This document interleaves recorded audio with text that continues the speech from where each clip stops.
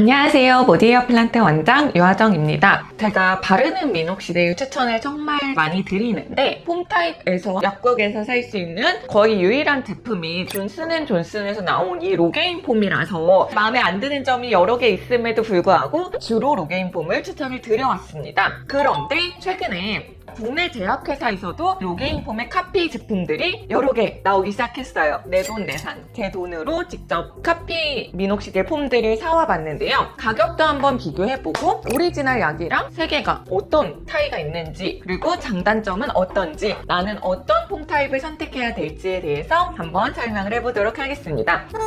액상 미녹시딜은 시중에 엄청나게 많은데 왜 폼 타입은 로게인 폼밖에 없었던 걸까? 이거는 존슨앤존슨이 가지고 있는 폼 타입 미녹시딜 제재에 대한 특허 때문이에요. 2020년에 이 특허가 만료가 되면서 미국에서는 다른 카피 폼 타입 미녹시딜이 승인을 받고 직구 관심 있는 분들은 더 저렴한 미녹시딜은 미국에 꽤 있네 라는 생각을 하셨을 거예요. 그리고 한국에서도 코스트코 커클랜드 미녹시딜 이런 거 직구해서 쓰시는 분들도 지금까지 있어 왔어요. 왜? 로게인 폼에 비해서 저렴하니까. 이 트렌드에 맞추어 국내에서도 미녹시딜 폼 타입 카피약이 KFDA 승인을 받아서 요새 막 시장에 풀리기 시작했어요. 라온파마라는 제약회사에서 나온 미녹시딜 폼, JW 신약에서 나온 마이딜 폼 이런 것들이 있는데 지금 제가 말씀드린 두 개는 성분이나 제조회사나 이런 것들 다 똑같고요. 라벨만 갈아서 나온 동일한 의약품이라고 보시는 게 맞아요. 그러면 어떤 게 더 좋냐라고 물으시면 굳이 비싼 걸 선택하실 필요는 없고 국산에서는 저렴한 걸 선택하시는 게 좋다.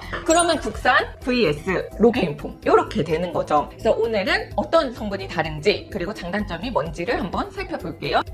첫 번째, 사용성 면에서는 국산 제품들이 우세합니다. 사실 제가 지금까지 로게인 폼 환자분들한테 추천하면서 너무너무 아쉬웠던 게 거꾸로 들어서 분사를 하셔야 되는데 이걸 잘 모르다 보니까 계속 정방향으로 사용을 하고 정방향으로 사용을 하다 보면 몇 번 쓰면 바로 액체가 나옵니다. 거품은 안 나와요. 그래서 이게 좀 헷갈리기 때문에 로게인 폼에서 임상의사로서 느끼는 제일 아쉬운 점이었어요. 그런데 용기 디자인을 개선한 국산 카피 미녹시딜 폼들은 정방향을 해도 거품이 잘 나온다는 게 장점입니다. 두 번째, 거품을 짜봤을 때 어떤가? 제가 짜봤을 때 얘는 사실 짜는 것도 아쉬워요. 왜냐하면 너무 한꺼번에 많이 나와서. 하지만 얘네들은 균일하게 양을 조절하기 쉽도록 나온다는 장점이 있기는 해요. 세 번째, 어떻게 보면 제일 중요한 성분을 봤을 때 성분면에서는 로게인 폼이 우세합니다. 왜 그러냐면 사용성을 개선하기 위해서 그랬는지 몰라도 상쾌한 느낌을 내야 된다라는 국산 제약회사의 오래된 강박 같은 게 있는데 역시 이 카피 미녹시딜 폼에서도 박하향을 넣었습니다. 이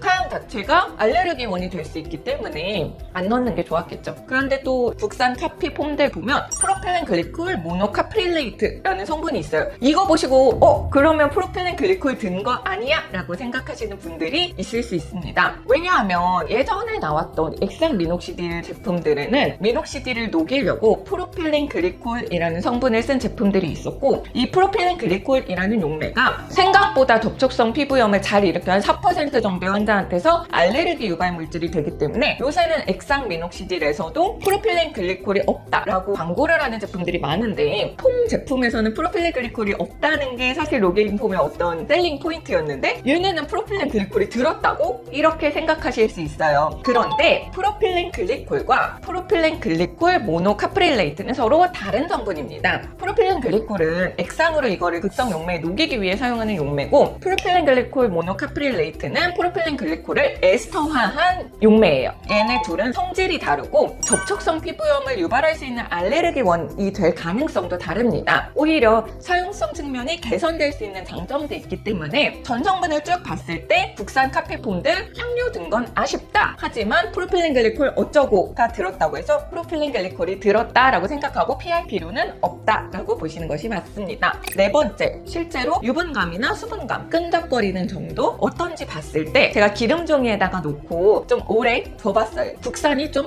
천천히 녹고 거품 형태를 유지하는 측면이 조금 더 있다라고 볼 수는 있고 실제로 기름 종이에 놓고 녹는 모습을 봤을 때 로게인 폼이 좀 더 유분기가 있어요. 물론 사용감은 개인적으로 다를 수는 있겠지만 제가 실제로 피부에 사용을 해봤을 때도 유분감이 좀 더 있다라고 보여요. 그래서 나는 유분감 없는 게 좋다. 끈적끈적하지 않은 게 1순위다 라고 하면 국산을 선택할 수 있고, 나는 알레르기원이 없는 게 1순위다 라고 하면 로게인폼을 좀 더 선호할 수 있습니다. 동네 약국에 갔을 때 얘는 한 33,000원 정도 하고, 카피품들은 2만원 초중반대 정도를 하더라고요. 가격 저렴한 게 1순위다 라고 하면 카피품이 좀 더 우세합니다. 어쨌든 로게인폼은 전통적인 시장의 강자였으니까 오리지널의 풍부한 임상과 여러 가지를 고려한 것들이 있지만, 거꾸로 들어야 된다? 한꺼번에 많이 나온다? 유분감이 아무래도 더 있다. 한국인들은 두피가 거의 다 지성이라고 생각하시면 되거든요. 끈적거리는 걸 싫어하는 사람들이 대부분이기 때문에 그런 면에서는 좀 아쉽다. 카피 제품들 저렴하고 유분기 좀 덜하고 짰을 때 사용성 좀 더 편하고 향료가 든 게 아쉽다라는 거, 그리고 지금까지의 임상 데이터들 좀 떨어진다. 이 포인트에서 나한테 맞는 거 구입하시고, 만약에 카피품 타실 거면 아직까지는 더 저렴한 거 사면 된다라고 생각해 주시면 좋겠습니다. 오늘은 카피 미녹시딜 폼에 대해서 어떤 거 쓰는 게 좋을까에 대해 설명을 드려봤고요. 더 저렴하고 더 사용성도 좋고 더 성분도 좋은 제네릭들이 많이 나와서 환자들의 선택지를 넓혀줄 수 있으면 좋겠습니다. 영상 보시고 궁금한 점 있으면 댓글로 질문 달아주시고요. 좋아요와 구독도 부탁드립니다. 감사합니다.